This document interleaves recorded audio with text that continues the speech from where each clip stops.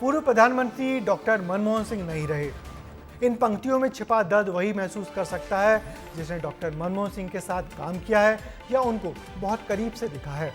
पहले reserve bank के governor, फिर देश के वित्त मंत्री और फिर 2 बार देश का प्रधानमंत्री बनने का गौरव डॉक्टर मनमोहन सिंह को सिर्फ और सिर्फ अपनी काबिलियत के दम पर ही मिला।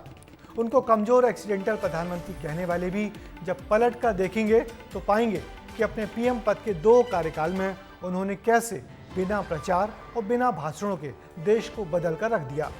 हमारे देश के सबसे पढ़ाकू प्रधानमंत्री के जीवन पर ये रिपोर्ट देखिए, फिर कोई फैसला करिएगा।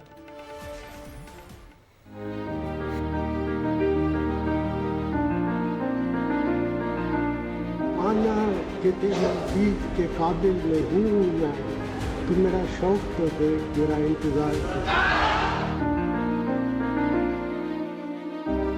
हमको है उनसे वफा की उम्मीद जो जानते नहीं वफा क्या है।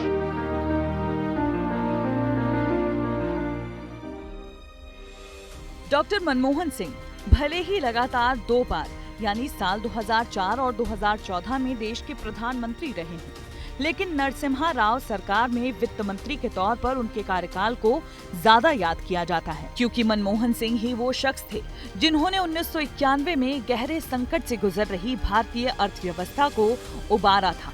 लेकिन मनमोहन सिंह के मजबूत अर्थशास्त्र के ज्ञान ने भारत को संभाला और मनमोहन सिंह एक क्रांतिकारी वित्त मंत्री बने। मनमोहन सरकार में जीडीपी विकास दर 6.8% रही, वहीं मोदी सरकार में जीडीपी विकास दर 5.25% रही। मनमोहन सरकार में मुद्रास्फीति यानी महंगाई दर 7.5% रही। यही मोदी सरकार में मुद्रास्फीति यानी महंगाई दर औसतन 5% रही। मनमोहन सरकार के दौरान साल 2014 में विदेशी कर्ज 440.6 बिलियन डॉलर रहा।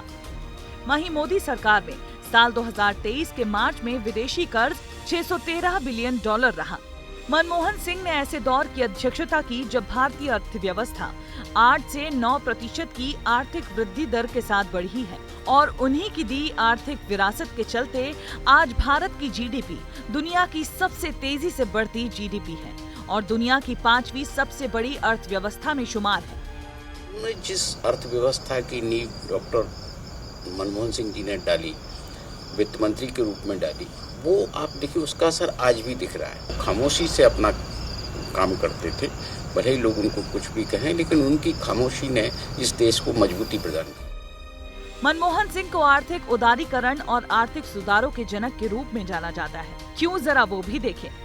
उन्होंने जीडीपी को 8 से 9% तक पहुंचाया, जिसके बाद भारत दुनिया की दूसरी तेजी से बढ़ने वाली अर्थव्यवस्था में शामिल हुआ। 2005 में वैल्यू एडेड टैक्स को लागू किया, जटिल सेल्स टैक्स को खत्म किया, उद्योगों पर टैक्स का बोझ कम किया, सर्विस टैक्स व्यवस्था शुरू की, राष्ट्रीय ग्रामीण रोजगार गारंटी यानी नरेगा की शुरुआत की, जिसे आज मनरेगा के तौर पर जाना जाता है। तमाम नई नीतियां लाने वाले डॉक्टर मनमोहन सिंह को आर्थिक उदारीकरण का सरदार भी कहा जाता है। जो उदारीकरण का जो पॉलिसी था, जो पहले कोई सोच नहीं सकता था, हिम्मत नहीं कर सकता था, उस उदारीकरण की नीति ने इसका रास्ता खोला। तो जब भी मनमोहन सिंह को लोग याद करेंगे, खासकर जो इंडिपेंडेंट इंडिया है उसकी हिस्ट्री जब भी लिखी जाएगी, बिना मनमोहन सिंह के वह हिस्ट्री अधूरी है। ये बात सच है कि मनमोहन सिंह को केवल प्रधानमंत्री के तौर पर ही याद नहीं किया जा सकता, बल्कि देश के शानदार वित्त मंत्री के रूप में भी उनका योगदान यादगार है। उनके 3 काम जो देश भुला नहीं सकता। पहला काम, उदारीकरण लाइसेंस राज का खात्मा। दूसरा काम, अमेरिका से न्यूक्लियर डील। तीसरा काम, आधार हर भारतीय की पहचान बना। और तो और उनकी सरकार में ही 6 से 14 साल के बच्चों को शिक्षा का मौलिक अधिकार यानी राइट टू एजुकेशन दिया गया। साथ ही सूचना का अधिकार यानी आरटीआई एक्ट लेकर आए। ऐसे प्रधानमंत्री का निधन भारत के लिए अपूरणीय क्षति है। आज जिस न्यू इंडिया का वटवृक्ष हम देख रहे हैं, उसका पौधारोपण नरसिम्हा राव के कार्यकाल में बतौर वित्त मंत्री डॉक्टर मनमोहन सिंह ने ही किया था और इसमें कहीं न कहीं हाथ डॉक्टर मनमोहन सिंह की उस नीति का है जिसे LPG कहा जाता है, यानी कि लिबरलाइजेशन, प्राइवेटाइजेशन और ग्लोबलाइजेशन। नरसिम्हा राव की सरकार में मनमोहन सिंह ने ये काम करके दिखाया और इन 3 सूत्रों के जरिए भारत आज ऐसी अवस्था में खड़ा है जहां से आज के प्रधानमंत्री ये दावा करते हैं कि जल्द ही यह $5 ट्रिलियन की इकोनॉमी बन जाएगा। कैमरा पर्सन रेहान खान के साथ मैं अमृत तिवारी, विस्तार न्यूज, दिल्ली। जाने क्यों हम सब डॉक्टर मनमोहन सिंह का आकलन करने में कभी भी निष्पक्ष नहीं रहे।